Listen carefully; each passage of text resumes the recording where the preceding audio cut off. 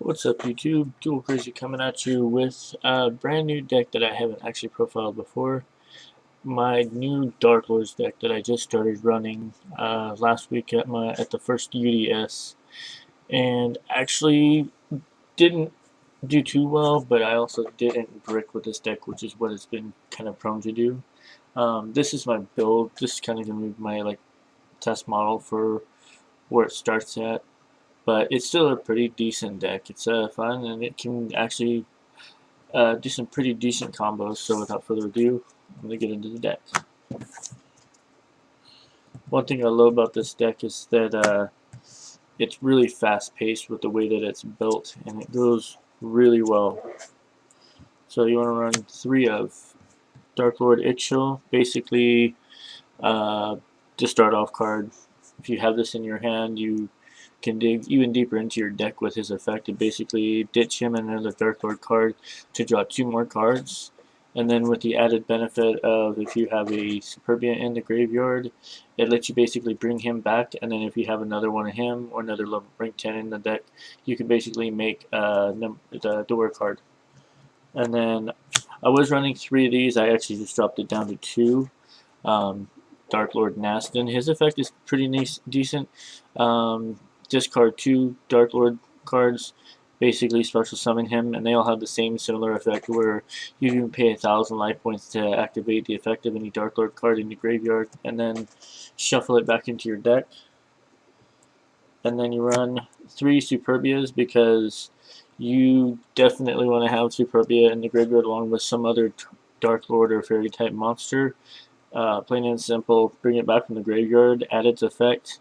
Especially if you special summon back another rank 8, you can basically go off into your rank 8 XD plays. This one I have at 2, Dark Lord Zerato. His effect is pretty decent. Actually, his effect is really good because you basically discard a dark monster from your hand to basically wipe your opponent's board. So it can be really, really powerful. And then his primary effect, basically, if you have 4 or more dark monsters in your graveyard, you can basically tribute summon him for 1 monster, which in some cases he doesn't come up that much, but you never know. I am currently running double Christia because I do not have. I have only 1 copy of Vanity's Fiend, and Christia is basically the light version of Vanity's Fiend. The primary effect you don't get off much again because you have to have exactly 4 fairies for it to go off, but every once in a while it does happen. What you really like it for is basically its other effect for basically being a Vanity's Emptiness / Vanity's Fiend on the field because it prevents special summons. And then I run 1 Tezcatlipoca. Basically just cannon fodder. Hand traps are good. Run 1 Amdusk. I've seen people run 2. I don't really think that it's all that great. I mean, it's basically just an add card back. But you have so many other Dark Lord most of your Dark Lord monsters can basically replay the same spells and traps in your graveyard and then just recycle them back to your deck. So he's basically just a lighter version. He's an easier Dark Lord to summon because he only takes 1 tribute. So you can always tribute him for, say, a Vanity's Fiend if you want to get your special summons off. And then one of the techs that I have in this deck, I do run 2 Hecatrices. I only really play them on the field more if I want just that added 1500 attack. The most reason I play it is because I run the spell card Valhalla, and the ability to basically freaking send this from your hand to your grave to essentially just add it to your hand, add Valhalla to your hand automatically means that you can special summon any fairy that's in your hand regardless of what their level is. And then of course the hand trap, you want 2 Maxis. I actually test played against a buddy of mine and I maxied him opening turn against his Zodiac deck, and he basically was forced to either not play that turn, in which case would have been freaking over, or go off with his XZ plays for his Zodiacs and give me a big hand, which he did. He basically went off and it basically bit him in the ass. And lastly, like I said, I only have 1 copy of Vanity's Fiend, If I can pick up a second and even a third, I will probably run 2, maybe even 3 of these, and then just drop down Christian to maybe 1, because she's a lot easier to bring out. With you could just tribute your Hecatrice if you play it on the field. And then for the spell cards, I run triple Dark Lord Contact, basically the Monster Reborn for the deck. The only downside is it does special summon it in defense, but if you play it just the right way, it really doesn't backfire much, and most of the Dark Lord monsters themselves have a pretty decent defense, so it's not like they're going to get one-shotted over. And then I also play 3 of Banishment of the Dark Lords. This one lets you search out your Dark Lord cards. Period. It could be monsters, spells, traps, and it can come in. It can come in really handy, especially if you play it once and you have a Dark Lord on the field, and you activate the effect to replay it. You can basically add, say, like an Ixchel to get your added draw engine back up and running if your hand is dry. And then I also run triple trade-in because this deck absolutely loves to draw like never before. This deck is just hands down like one of the fastest draw engines I think I've seen in any time. Um, and you have so many different targets for your rank 8s. You've got your Christia, you've got your Zerato, you've got your Superbia to add. And then of course triple Allure because drawing 2 cards. And since you run quite a few 3-ofs, you usually don't banish too many of your singular cards, so this is always good to just draw 2. It could give you a added boost. And then I run double Twin Twisters because playing against back row is really annoying, and having to basically hope that you're not gonna freaking attack into a Mirror Force of some variety or a strike or anything like that can definitely ruin your day. And then, like I said, I run 2 copies of Valhalla. I just upped it from 1 just because it makes it a little more consistent, and I like the fact that when you play this, it basically lets you open up your engine by taking any of your Dark Lords that would normally be a little bit harder to special summon and just basically flip them on the field automatically. And then you can go off, especially if you play something like you play a Dark Lord and then you send the Superbia and you contact it back with another Dark Lord. You can basically make off your board. I'd run 1 Upstart because added draw power, 39 card deck is nice, and the win card, Soul Charge. Haven't really actually had a chance to actually use it yet in an actual match just because I haven't drawn it, but it is definitely one of those cards where when you pull it off, you make it work. Right now I'm running, and then traps, I run 2 Dark Lord Rebellions. Might actually drop this down to 1 because with the draw engine, you draw into cards so fast that, and you can recycle this with your Dark Lord monster effects. But it's still pretty good because mostly just because it doesn't target, so it can get rid of those problematic cards like Kieran or anything else that can't be targeted. And then I also run 2 of the Dark Lord enchantments. Now this one I will definitely keep it at least 2, maybe even 3, because hands down going against Zodiacs, uh, like I said, I played against a buddy of mine who had just built the deck and he didn't even have Mirages.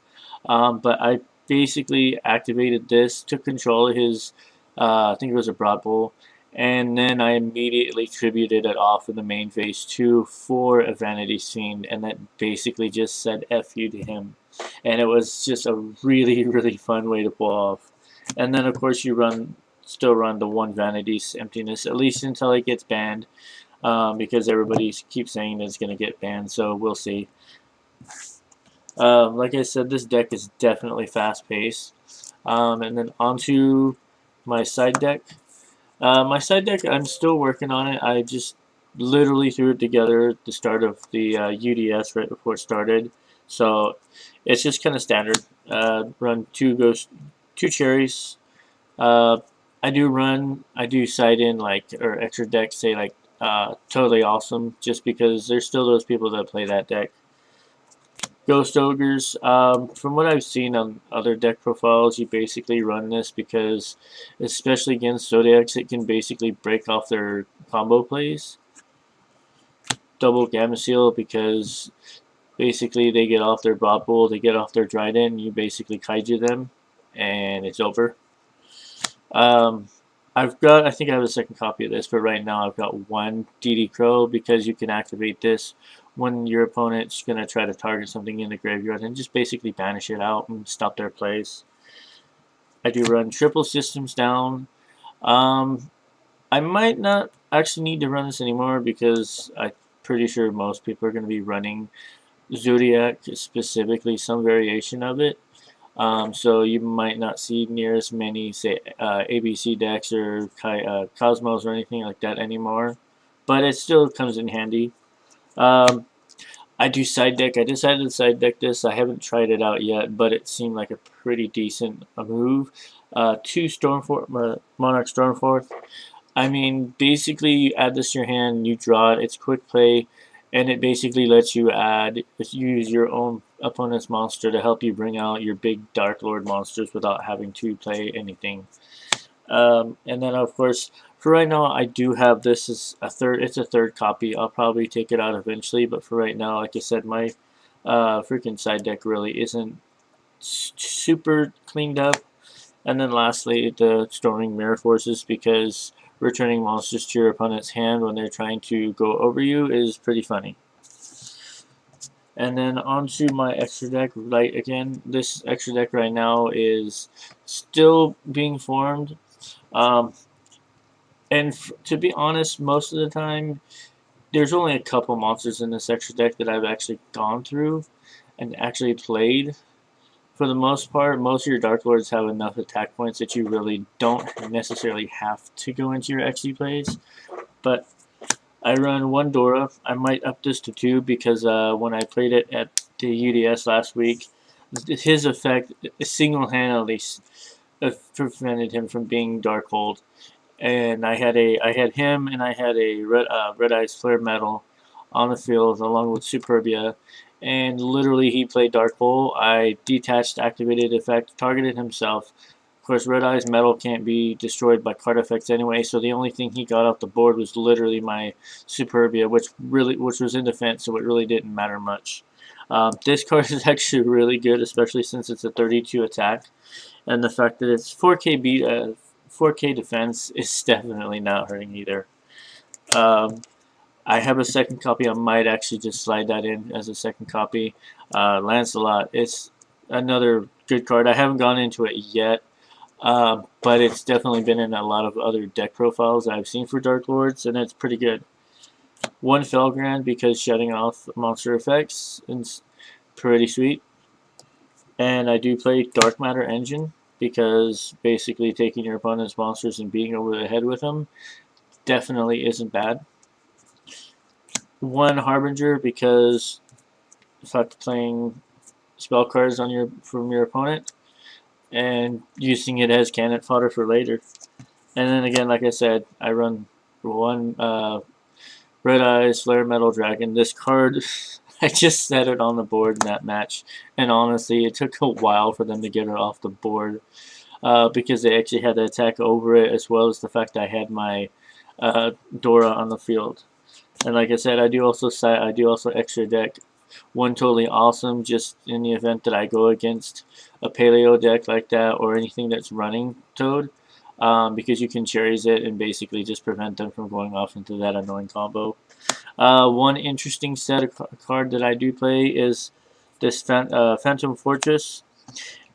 This reasoning is because his banish effect, you can essentially pick and choose which way you want to play his effect, because you basically banish something either from their hand, deck, graveyard, or from the top of their hand deck, graveyard, or top of their deck, or whatever. I mean, you can basically go off with shenanigans. And I do also currently run 1 Heliopolis because sending monsters from your hand to your graveyard in a Dark Lord deck is definitely not a bad thing when you can bring him back with Contract, and plus basically making him a Regeki for the deck when you can make him. So that's my deck profile. Hopefully you guys like it. If you do, like and subscribe. I am trying to grow this channel out, and I'm working on future content.